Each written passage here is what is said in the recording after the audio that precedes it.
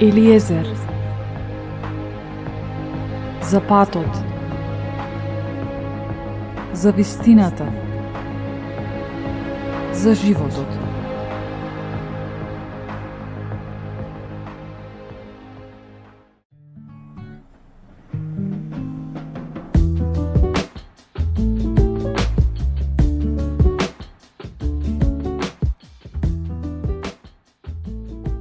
Без оглед на тоа колку добри личности сме или колку вера имаме, никогаш не постигнуваме состојба во која негативните мисли, обесхрабрувачките мисли, не доаѓаат, односно не се појавуваат во нашиот ум. Како например, твојата идеја никогаш нема да се оствари, никогаш нема да се здобиеш со посекуваното образование, никогаш нема да ја запознаеш вистинската личност. Ке се случеше нешто досега.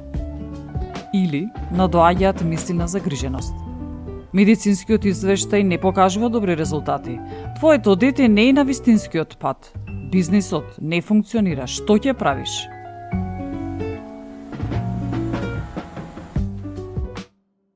Звучи познато? Драги мои, започнува ново издание на Елиезер.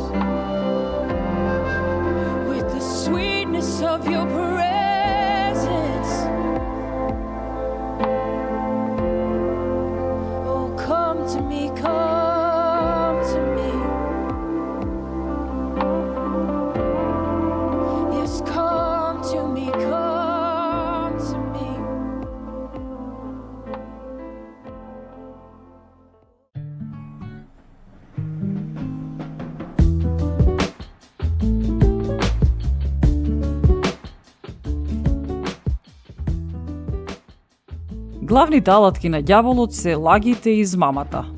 Нашиот ум е центарот на неговата мета. Ако тој може да го контролира нашето мислење, тогаш ќе го контролира нашиот живот. Не можеме да го стопираме доаѓањето на негативните мисли, но она што нас не интересира е да го научиме следново. Само затоа што мислата доаѓа, не значи дека треба да размислуваме за неа. Ние го контролираме влезот на нашиот ум. Ние сме одговорни за тоа што примаме во нашиот ум. Не по случајност Божиот збор говори дека треба да го штитиме нашиот ум, да го обновуваме.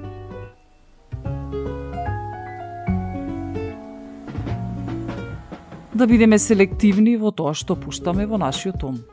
Ако мислата е негативна, обесхрабрувачка, тажна, која носи грижа, страв, да си направиме услуга, да не ја пуштаме внатре. Не е толку комплицирано. Едноставно да не и дозволуваме на таа мисла да влезе во нашиот ум, да не размислуваме на неа, да не ја обрнуваме внимание и да не ја даваме време и простор во нашиот живот.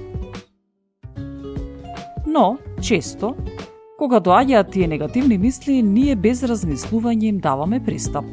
И за кратко стануваме загрижени, разочарани, без енергија и мотивација. Затоа, да ставиме акцент, да бидеме свесни за тоа за што размислуваме, кои мисли ги обработуваме во нашиот ум.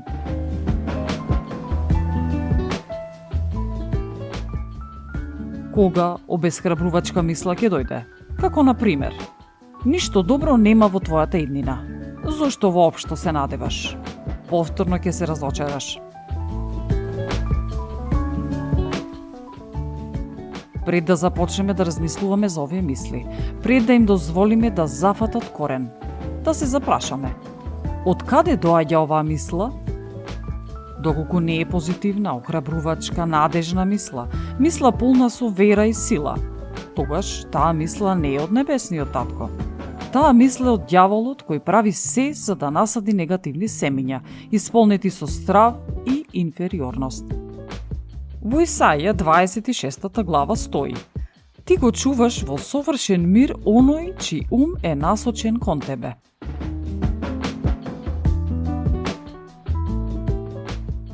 На што е сконцентриран нашиот ум?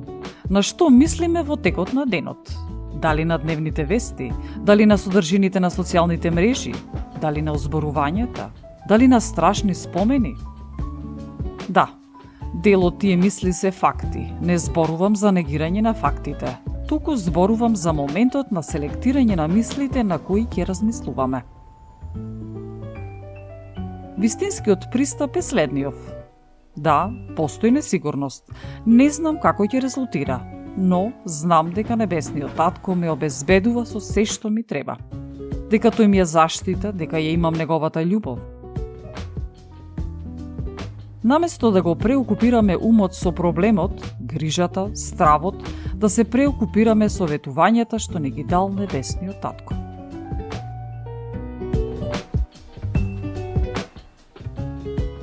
Еве, еден едноставен принцип. Штом негативна мисла најде, да ја избришеме и замениме со друга. Не е доволно само да не мислиме негативно. Не е доволно одлуката дека ќе речеме дека нема да престојуваме и да размислуваме околу таа негативна мисла. Проблемот е што таа мисла повторно ќе се појави. Ќе се повтори за неколку секунди. Така што, штом ја избришеме негативната мисла, потребно е да ја замениме со позитивна, Божја мисла. Да не го оставаме умот празен. Например, ако ни дојде следнава мисла: нема ништо добро во твојата иднина. Прво, да избришеме таа мисла, а како второ, да ја замениме со следнава: небесен татко, ти ми вети дека патот на праведните, мојот пат, е се посветол и посветол. Ти рече дека новите денови ќе ми бидат подобри од деновите во минатото. Или, ако најде следнава мисла: овој проблем е преголем, опозицијата е посилна, никогаш нема ова да го надминеш.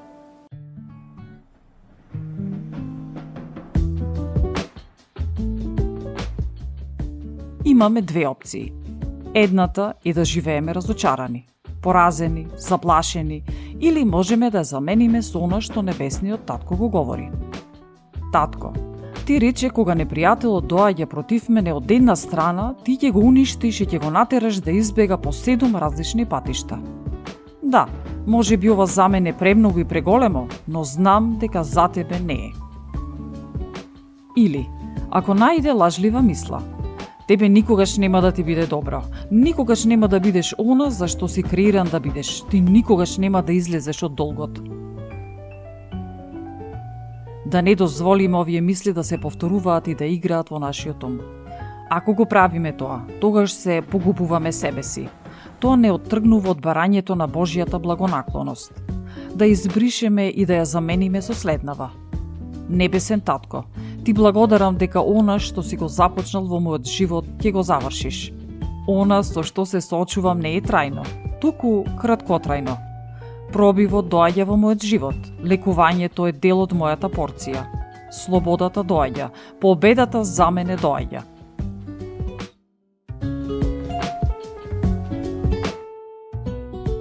Треба да го насочиме нашиот ум во вистинската насока и на тој начин нашиот живот ќе се движи во вистинската насока. Ние го привлекуваме она на што постојано мислиме, на она на што постојано престојуваме.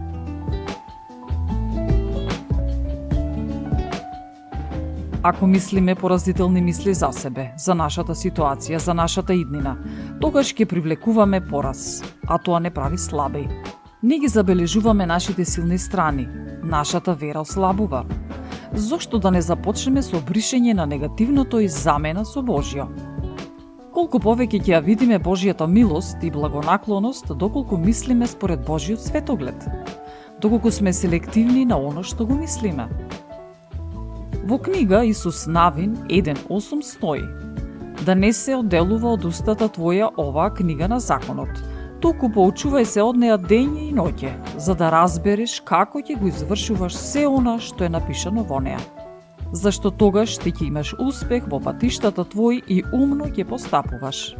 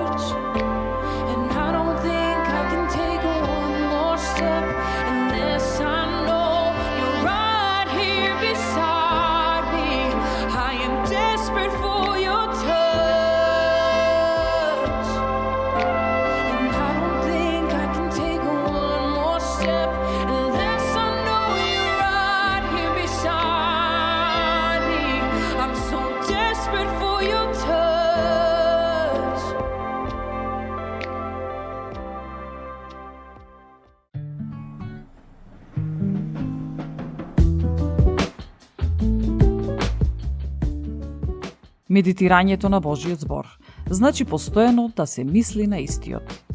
Грижата е медитирање на негативното. Проблемот е тоа што медитираме на погрешни работи. Му дозволуваме на негативното постојано да се одигрува во нашиот ум. Зошто да не го промениме, да го свртиме обратно, да ги замениме мислите? Не ни треба повеќе енергија за да веруваме во позитивното, отколку да веруваме во негативното или да се грижиме.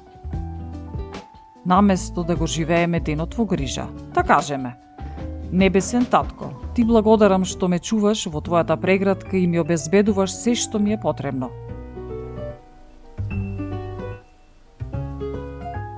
На овој начин не му дозволуваме на мислите да не исцрпуваат, туку ние сме во контрола на нашите мисли и се исполнуваме со благодарност, Божји мир и светлина. Свесно ги користиме мислите за да се охрабриме, да се мотивираме, да ја градиме нашата вера.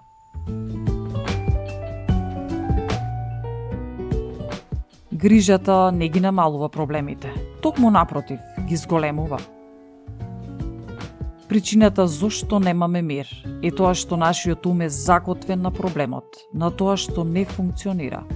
Затоа Небесниот Татко ни укажува дека ако останеме фокусирани на Него, на Неговата апсолутна вистина, тогаш тој ќе ни даде мир во сред тешкотија. Зошто да ја вложуваме целата енергија на она што би можело негативно да се случи, кога можеме таа енергија да ја вложиме во медитирање на она што Бог ни го ветил? За секоја област од нашиот живот, Небесниот Татко ни даде изјави, зборови, ветувања на кои треба да медитираме, да размислуваме, да ги декларираме, да се молиме.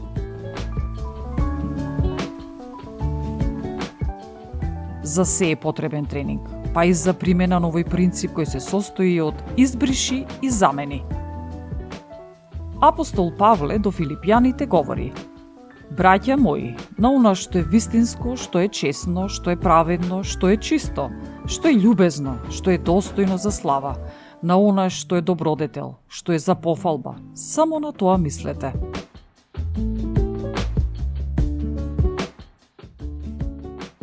Борбата е во нашиот ум. Да бидеме селективни на она што влегува во нашиот ум. Умот е нашата куќа. Зарем ќе дозволиме во нашата куќа да влезе крадец, убиец, некој што ни мисли зло? Секој ќе рече секако дека не, но сепак за мислите не гледаме така. Ако гледаме на нашите мисли сериозно, тогаш ќе се заземеме и ќе внимаваме на нашата благосостојба. Кога стравот чука на вратата на умот, да и дозволиме на верата да одговори. Или следниот пат, кога сомнежот ќе се појави, да и возвратиме. Не, за тебе сомнежу нема место. Тропна на погрешна врата, на погрешната адреса. Кога несигурноста сака да се протне, да и речеме: тргни се од мојот имот, ти не си добредојдена овде. Јас знам која сум, јас сум ќерка на Севишниот, јас сум негово уникатно дело, една и единствена. Јас сум направена според неговата слика, крунисана со неговата благонаклоност. Облечена сум во наметка на праведноста. Јас сум прекрасно направена.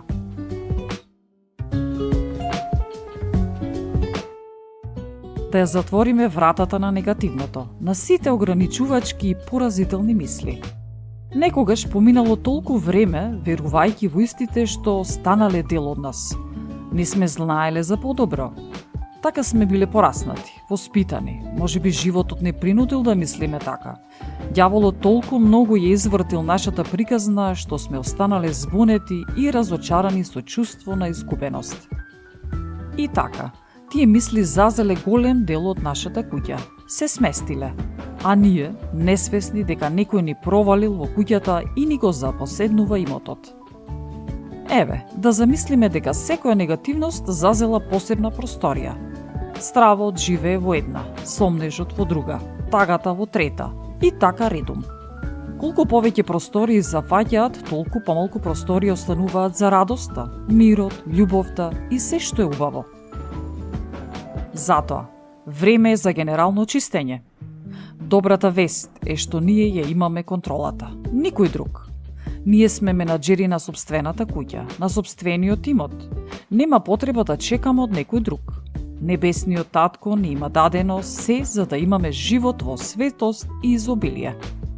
Нашата иднина е во рацете на небесниот татко. Не туку така ни вели: кога вашите татковци не ви даваат змии и камења ко побарате леп, колку јас, вашиот небесен татко, ќе ви дадам вам кои ме барате.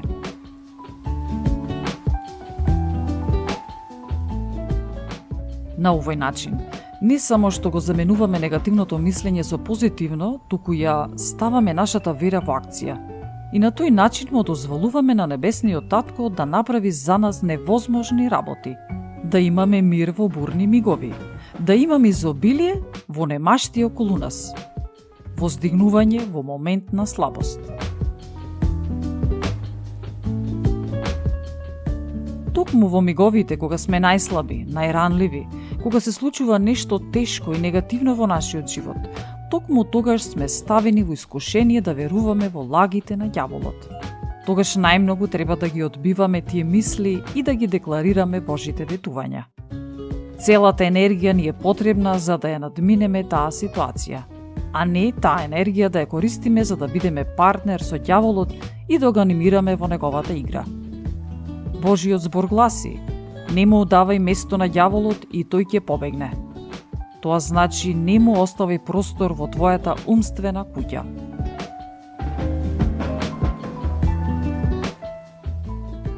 Ако го оставиме умот празен, тој по природа ќе гравитира кон негативното. Ќе запрашате зошто е тоа така? Затоа што живееме во паднат и скршен свет во кој силите на темнината имаат големо влијание и моќ. Затоа е потребно ние свесно да го управуваме нашиот живот, нашиот ум, односно да го обновуваме, како што гласи Божиот збор: не се огледувај на овој свет, туку трансформирај се преку обновување на твојот ум, за да знаеш која е добрата, угодна и добра Божја волја.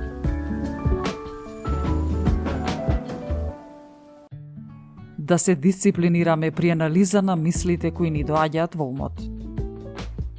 И тоа се учи. Да не им даваме пристап размислувајќи на нив.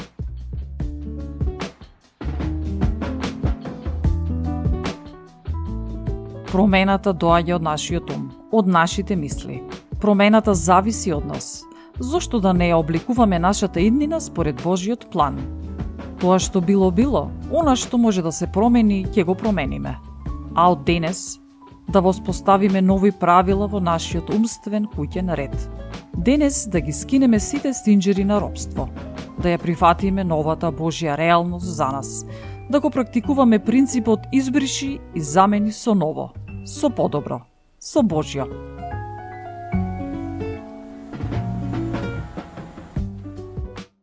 Ако не го сетираме умот, ѓаволот ќе го прави тоа место нас. Во псалмите пишува: Божјата милост се обновува секое утро. Славете го Господа, зашто е добар, зашто е вечна неговата милост. Поздрав, драги мои!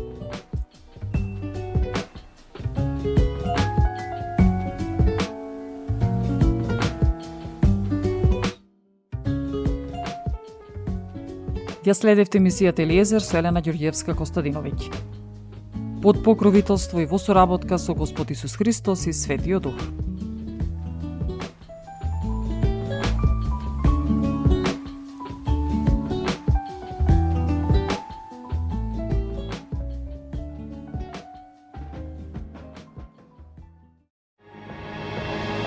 Елиезер